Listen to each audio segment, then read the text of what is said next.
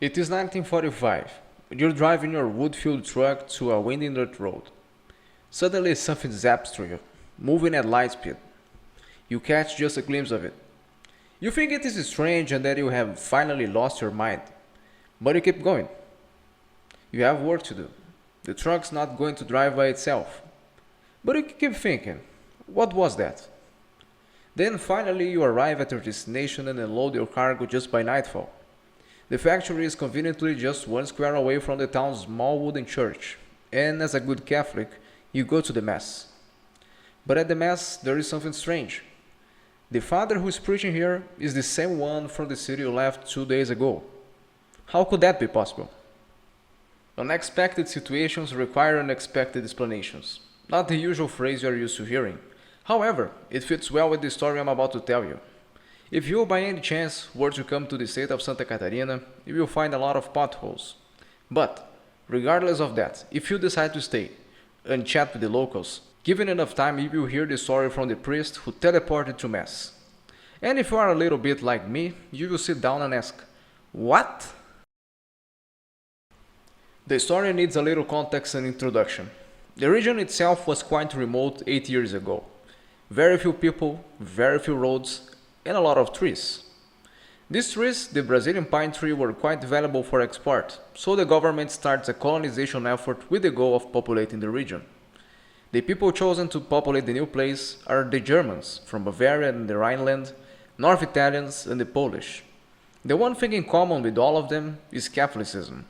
And back then, the Catholic Church was not just a religious order, but one of the backbones of society.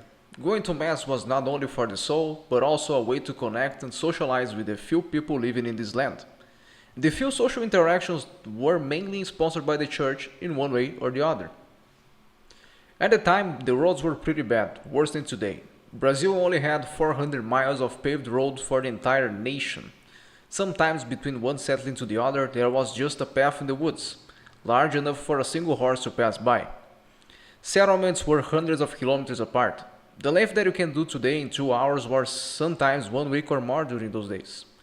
The few automobiles that were mostly trucks, many of them using wood as fuel, limited by the few paths bigger than what a horse would need, and horses and mules were the only option for almost all people back then. This also applied to the men of God who serviced those places. Coming from places like Germany or Italy, their faith was undeniable and restless to come to such isolated communities to preach the Catholic faith. And about 100 years ago, a German father was doing his sermons in the West, as it is colloquially called in the region. The man's name was Bruno Linden, born originally Humbert Linden Jr. in Düsseldorf in the 8th of September 1876. He was the youngest of 4 siblings.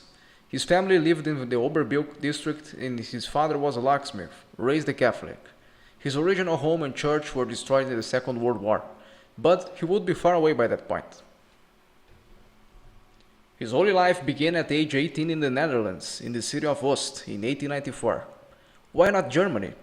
At this point in time, the German Empire had abolished all religious orders due to the Kulturkampf. Still in the same year, he arrives in Brazil, at Salvador, capital of the state of Bahia, and one of the biggest cities in Brazil at that time. Studying there until 1899, when he moved to Petrópolis, in the state of Rio de Janeiro. By 1902, he is transferred to the state where he would make his name, Santa Catarina. By this point, just before World War I, the German immigration in Brazil was on its heyday, most going to the southern part of the country where Santa Catarina is.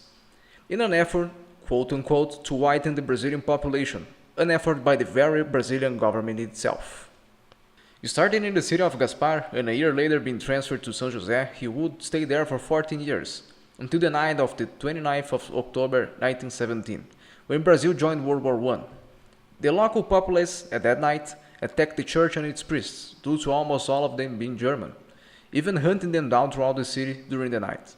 Bruno escaped, but he decided to move to greener pastures at this point. Father Bruno is sent to Não Me Toque, literally don't touch me, where he stays until 1926, leaving to the city of Rodeio, staying there for 19 more years until 1945, where his health had already started declining due to his advancing age. Until this moment, there is nothing really unusual about this story. Countless other men of God left the old world in the mission of the church. But at this point in 1945, Bruno changed his story from just another one of those men to become a local legend. He left rodeo and embarked to the untamed Wild West. After weeks of travel, where today you can do in mere hours, Bruno arrives at a large clearing with a few scattered houses, where the city of Xaxin is located today.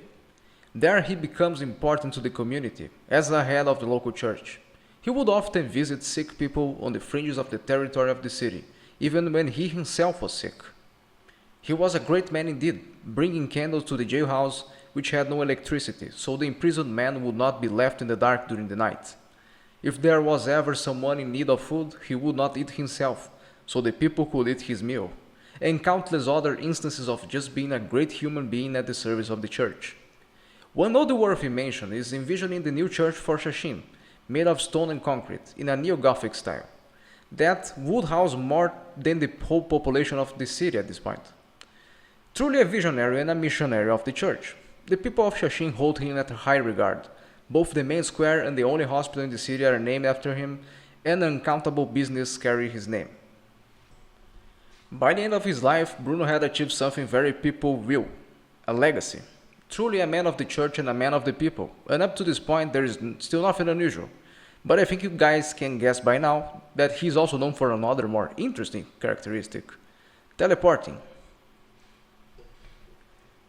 Before I get into it, in 1955 Bruno relocated to Luzerna and Joaçaba, where he would later die in 1960. At Joaçaba there is a huge statue of him, 37 meters tall, or just 3 meters short of the Christ the Redeemer, meaning just how much he was important there too.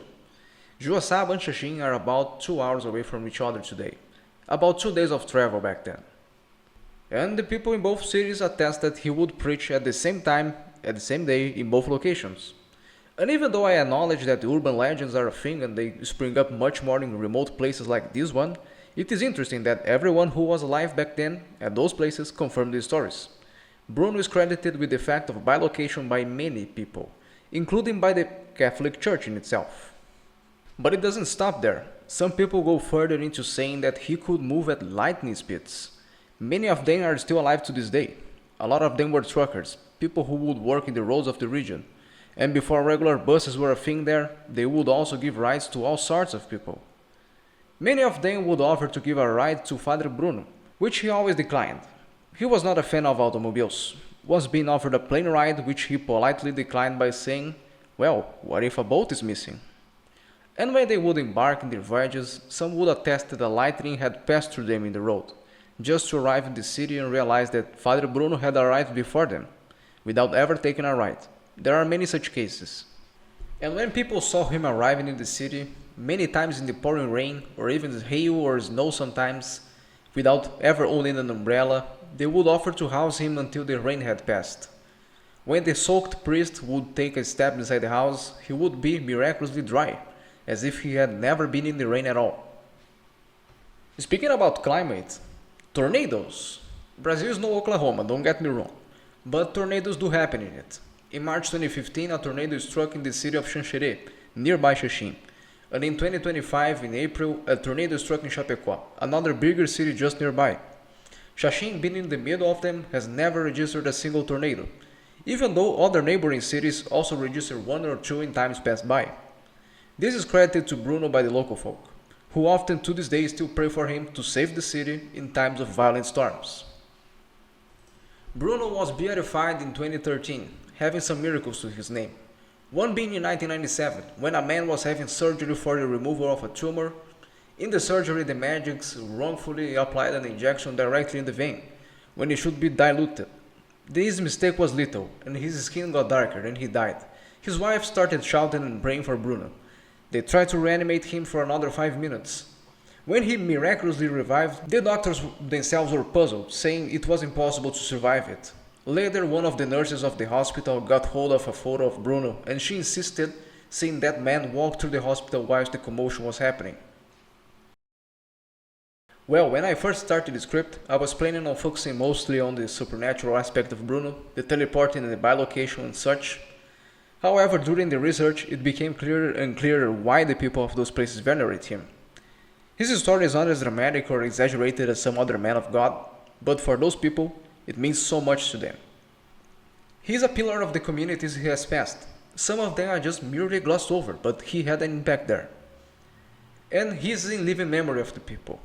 A great man, one who followed the gospel of Christ to its most pure essence, a man to help those in need. A man who deserves his legacy and deserves to be remembered. May his memory live forever. So hello everyone, I highly recommend, if you know Portuguese or if you can translate, to read further about him. I will leave some sites in the description where you can read further. Just keep in mind this is mostly a local legend, and this is one of my favorites too. Thank you so much for listening.